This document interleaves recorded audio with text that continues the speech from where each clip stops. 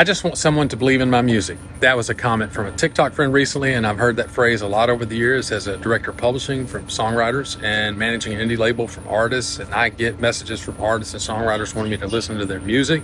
They ask what I think. I get it. I understand where they're coming from. And Lord, I've tried to keep this short, but it may have to become a podcast episode later. Anyway, here it goes.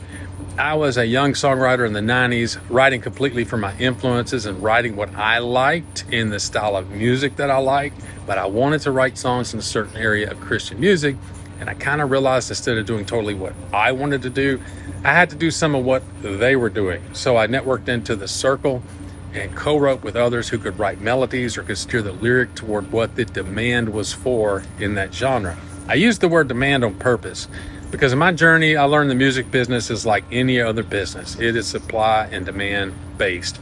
Even now, I don't control the demand in what I do as a music publisher.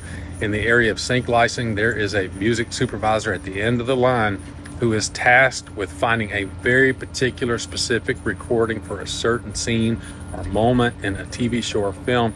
It makes no difference what I think of all the songs in my catalog or what artists or songwriters send me to listen to from a business perspective. I just know what the demand is and try to supply it if I can. I only have a chance of placing music that someone is actually looking for.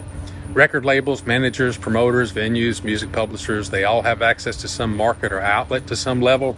They've developed certain connections and outlets, and they have a working knowledge of what the current demand might be. They are simply facilitators of supply and demand. If you just want to create art, that is perfectly okay. But true art in any form isn't created in regard to demand. It's done for the sake of the artist expressing his emotions or feelings in the form of art. And at the end of the day, it doesn't make a difference if anyone gets it or not. That is okay. But when you start wanting someone to believe in your music or art, which is okay too, you're now mixing art and business. And on the business side, they believe in what will supply an existing demand. They believe a certain song or artist will supply a demand they are aware of and have access to. Over the years, I've met artists and songwriters who I personally thought were cool and different, but there was nothing I could do for them with the connections and outlets I've built.